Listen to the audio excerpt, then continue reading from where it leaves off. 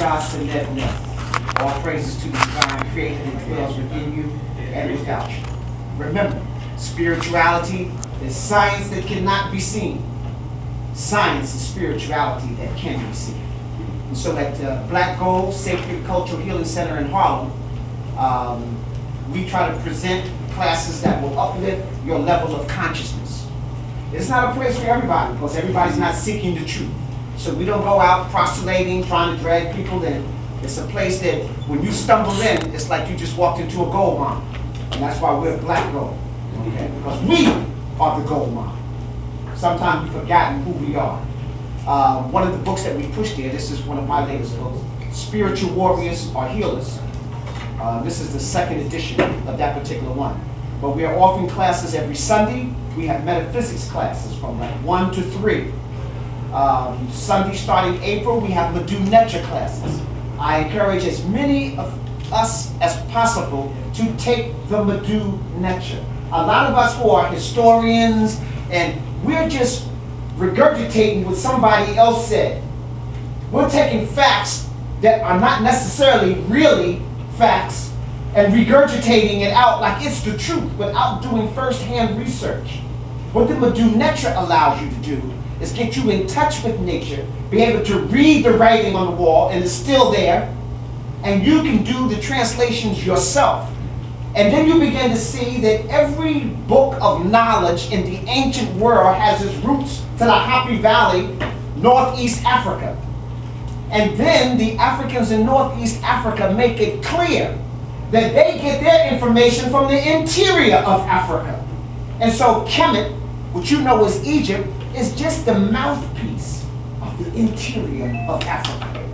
And so you have 4,000 years of uninterrupted history just in the Nile Valley, but that's reflecting hundreds of thousands of years of accumulated high consciousness, as we call deep thought, from the interior of Africa.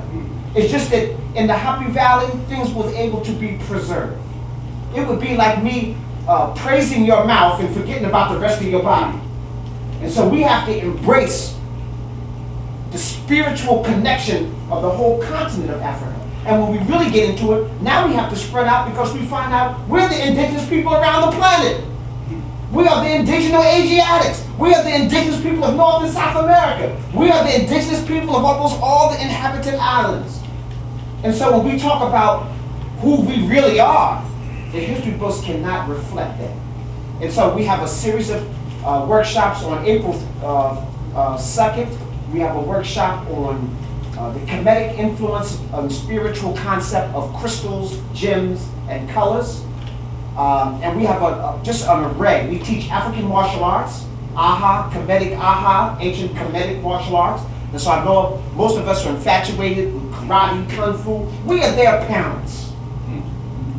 We are their parents. And so ancient kemetic yoga, we call it Ma'at Akuba Ankh. That's alignment of the spirit and the soul for life. Okay? And so we teach that on Wednesdays and Fridays, every Wednesday and Friday. And so we have a race. So I have business cards out front. Feel free to come out, ask me questions and things of that. But I want to leave you with this symbol here. It's the symbol of Ma'at, truth, justice, righteous, harmonious balance. It is our sacred symbol. And what we teach in terms of spirituality, we call it a Ma'atian spiritual system.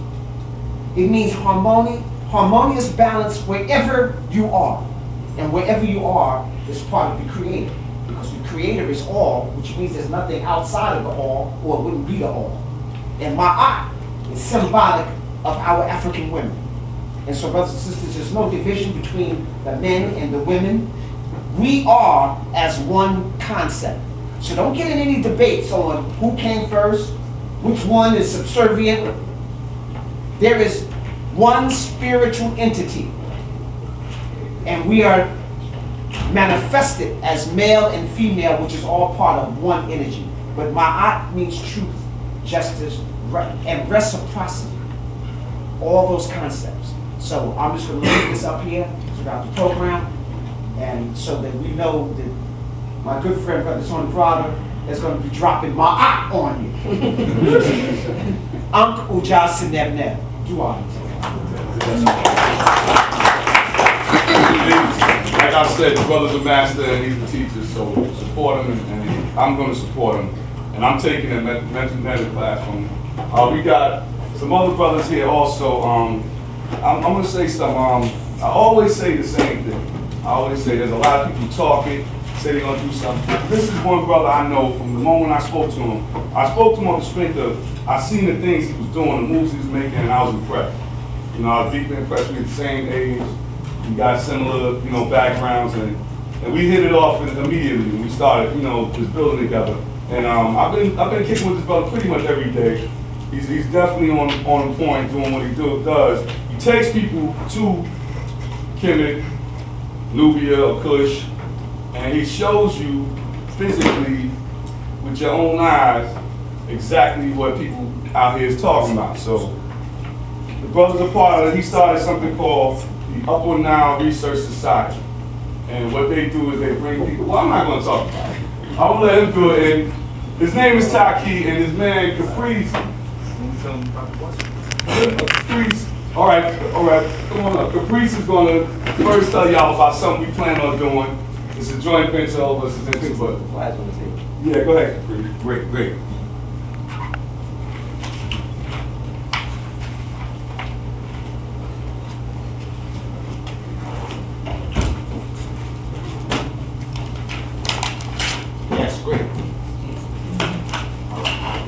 Peace and blessings, everyone. Before I go on, I'd like to request permission of the elders in the room to speak. Speak. Thank you. My name is Caprice Scott, representing the Upper Nile Research Society. And what we're here to do is to help our people reclaim everything that belongs to us. There's a real sensitive word that I'm going to use right now, and it's called coup. And this is a coup of the intellectual community. A coup of the intellectual type. We are in a state of emergency right now. Our entire history is, if it's not being whitewashed, it's being submerged by dams that are strategically located in the Nubian area. So, with that, Taki Grant formed this as an honor to the ancestors and to uphold Ma'at, which is truth and justice. Because even today in Egypt, they have people that are actually putting plaster over your glyphs, your history, our history. So we're here to take back what is ours. And it can't always be done in a friendly spirit. It has to be done in the spirit of truth. We have summits in the city of Boston, Museum of Fine Arts. And one thing that is particularly disturbing is that we are not there. Everybody else is taking in the blessings from your ancestors, and we're sitting in New York, we're in California, we're all over the planet Earth except where we belong, giving honor to ourselves. Like I mentioned last night, the people in the museum, the last time we were there, mentioned to one of my brothers that the reason why everybody was so afraid when we were there is because they actually thought the gods came to life and were roaming the halls. They are more superstitious than you would care to believe. You have to own up to what is yours. See, the real difference between white people and black people is not so much melanin, it's not so much class or money. The real difference between white people and black people is a sense of entitlement. They feel entitled to these things, whether it's money, whether it's history. They feel like they should control it and give it to you. So what we're doing is having a bus ride to the Boston Museum of Fine Arts on May 1st. The applications are all here. We'll have Mfundishi, who was just up here speaking, Anthony Browder, and Leonard Jeffries, amongst others. So we strongly invite you to attend this bus trip and bring your families as well. With that, I'd like to introduce Taki.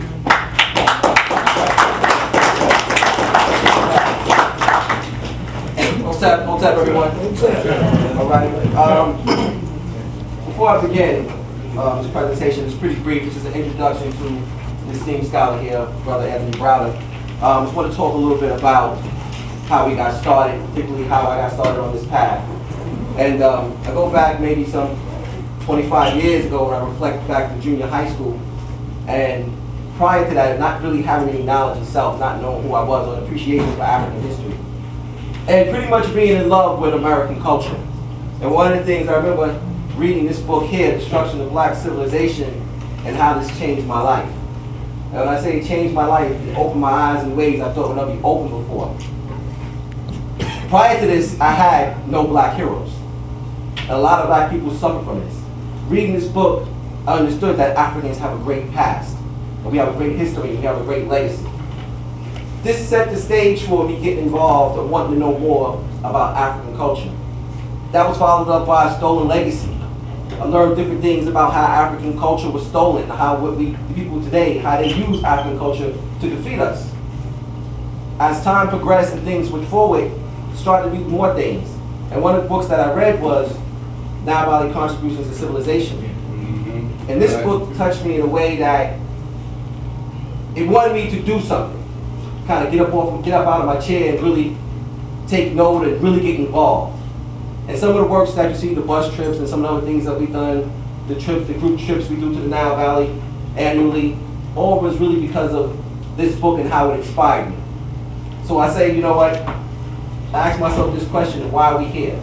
We've been pretty much doing this for about 40, 50 years. We come together and people speak. But half of what we do here is inspiration, but the other half is the application of it. And we need to get more involved in our history. So with that, I want to talk a little bit about our legacy. You can see a collage that's put together of the Nile Valley. Here in the top left, what we have what's called Juwan or Jebel Barkal. It's the epicenter for the 25th dynasty. It's here in the 12th century that the Kemet or the Egyptians established a temple here at the foothills of the mountain. And from that, the great city-state of Napata grew. We have the great bust of Queen T. We also have the great hypostyle hall in the Karnak temple. We have these statues here of the Nubian or the Kushite rulers. We have the great Harem Maquette. We have here the Hall of the Ancestors. We have these two pictures here, the great pyramid fields of Meroe. And I'm sorry, you know, people can't really see it that well, but we have here the tomb of Tutankhamun, who was a nephew of Taharqa. We have the two temples of Abu Simbel, of Ramses II and Nefertari. We also have the great lodge of the temple of Luxor, as called, or the Shemet Ipe, the southern place. We have the temples of the pyramids of Giza.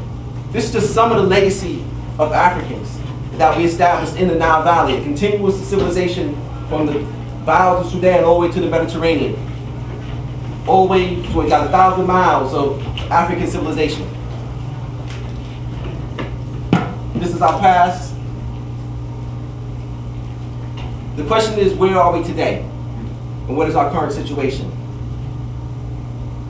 We have lack of family structures, we have broken homes, lack of financial unity and cooperative economics. We also have sagging pants, lack of discretion and self-respect, and class. Poor education, eugenics and self-murder, bad diets, and lack of appreciation for our history. Recent destruction of African history. On Sunday, January 30th, 2011, it was reported by several news agencies that the Antiquities Museum in Cairo was looted. Numerous artifacts were stolen or broken. The report also included that the remains of several mummies were damaged in the mayhem. This is a result of some of the damage that was done in the previous time. But the question is, how were we affected and how did it make you feel? Were you sad? Were you upset? Were you angry? I know for a lot of people that I know, these are things, emotions that we had. People question, why did it happen? Were your children aware of these events? Did you take these attacks personally? And how we can prevent this from happening or reoccurring? We look at something here in history. Is it possible that history has repeated itself? The burials of the New Kingdom pharaohs were continually subject in ancient times to the deprivation of tomb robbers. And about 1000 BC, the priests, growing concerned over the destruction of the royal mummies, decided to remove them from their tombs in the Valley of the Kings and hide them in two caches where they lay for almost 3,000 years. The mummies on the top half, go back. You have second Rata, Thutmose the third, and the great pharaohs from that time on display now in the Cairo Museum. But before they got there, their tombs are systematically being robbed and the mummies are being destroyed. These accounts are actually recorded on transcripts, where there were court cases where they documented these events and people were actually put to trial for these things. The first cache consisted of 40 mummies belonging to as many pharaohs, famous pharaohs. The second group had 16 mummies when discovered in the tomb of Amenhotep II. In an effort to preserve their legacy, the priests safeguarded the remains of the royal mummies. By moving them to the two caches, they took ownership of their culture. This is something that we need to do. We need to take steps. We have the inspiration, but we also need to take ownership of this. The Shabaka stone. Shabaka was the second ruler of the esteemed 25th dynasty. He ruled from 721 to 707 BC. He was espoused to the great royal wife Pahalta. He succeeded in preserving Kemet's independence from the outside foreign powers, especially the Assyrians under Sargon II.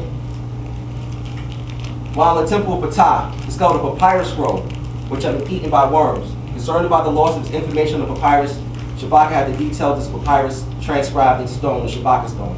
Before I go any further, Shabaka stone details the oldest creation story known to man, known as the Memphite creation. It speaks about the utterance of creation being brought forth by the word. The Shabaka stone depicts, again, oldest creation story. Is an example of Shabaka's effort to preserve his legacy. He took ownership of his culture. This again is something that we must do. This is known as the dream stealer of Thutmose IV between the two paws of the Hurmaket, most notably known as the Sphinx. He was the 8th ruler of Kemet's illustrious 18th dynasty and ruled from 1397 to 1388. Predecessor and father to Amenhotep III. His most celebrated accomplishment was the restoration of the Hurmaket and the erection of the dream stealer. Subsequently, it's from the dream stealer that we are made aware of the correct name of the Sphinx, the Hurmaket. According to his account on the dream stealer, while hunting on a hunting trip, he stopped to rest under the head of the Hurmaket, which at that time was buried up to its neck in sand. He soon fell asleep and had a dream in which he was informed that if he cleared away the sand and restored it, he would become the next ruler. After completing the restoration, he placed a scarf comb tablet known as the dream stealer between the two paws of the Hurmaket. The restoration of the Hurmaket is yet an additional example of one of our great ancestors that took ownership of their legacy. The refurbishment of the Hurmaket is the earliest recorded large-scale restoration project. And just so that you know, between the erection or the construction of the Hurmaket, between the time of that period and Thutmose IV was about 1,000 years. How do we repeat the deeds of our ancestors and prevent these events of January 30th from reoccurring? The answer is we must take ownership. With that, we give a couple of solutions. The Upper Nile Research Society, as the brothers were speaking of earlier, UNRW's primary mission is the recovery and preservation of ancient Nubia. The Upper Nile Research Society primary focus will be archaeology in the Sudan, with a concentration on unraveling the Nubian-Egyptian relationship. UNRW's mounts expeditions to excavate and record threatened sites before they are lost forever. A new threat looms with the completion of the Hamdab and Kajwa dams. Like the Aswan High Dam in Aswan, the Hamdab and Kajwa dams will create a reservoir of water and submerge thousands of years of history, destroying a very vital and relevant piece of history of mankind.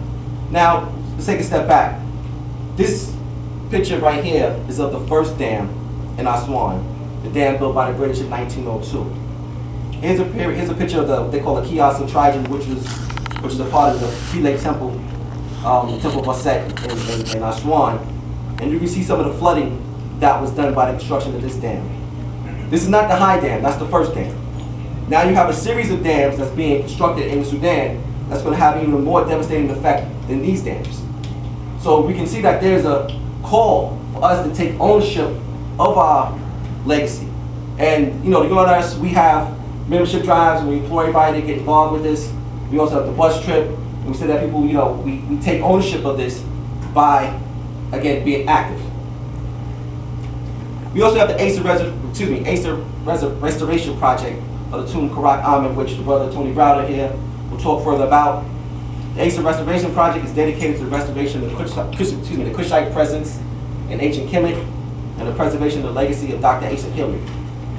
It was established by IKG in 2008 to honor the work of Dr. Hilliard and Dr. Ivan Van Serma, as well as to support the archaeological research of Dr. Alina Kushkava, director of the South our civil project, which oversees excavation.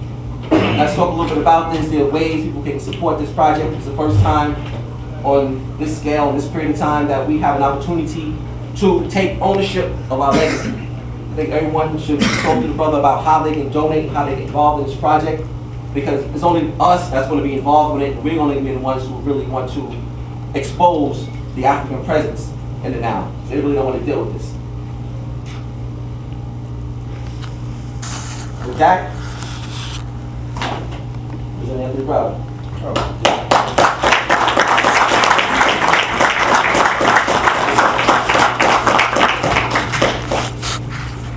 All right, that was sweet, short.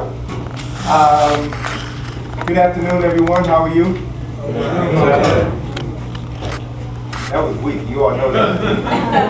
I came all the way down here from D.C. for a week response. I think I'm going home. Good afternoon, my brother. All right. Good afternoon.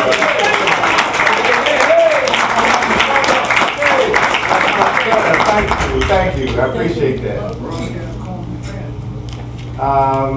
What are we doing here? Let me cancel this out. Let me get out of this so I can open up my PowerPoint. Don't say. Okay. Close this out.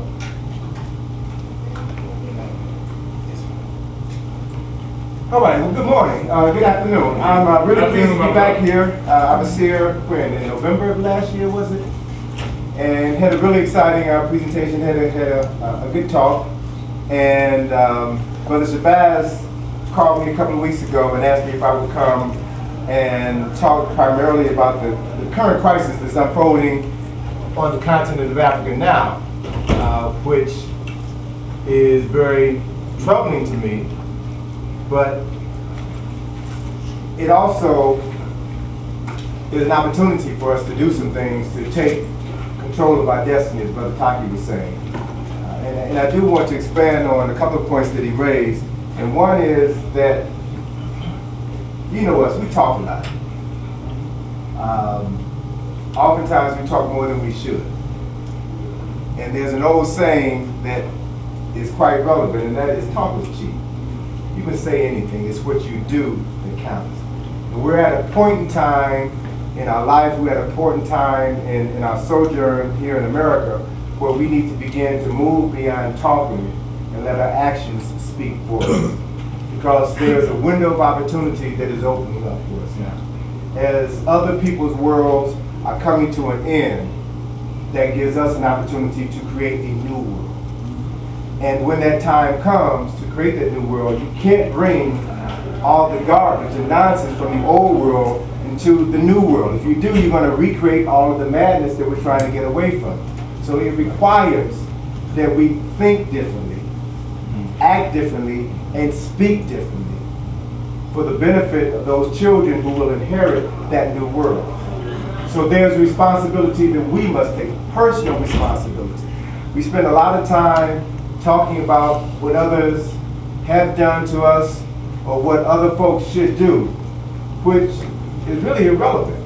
You don't have control over anybody else. The only person you have control over is yourself. And if we spend 99% of our time focusing on ourselves, not in a selfish way, but from the standpoint of, am I all that I am?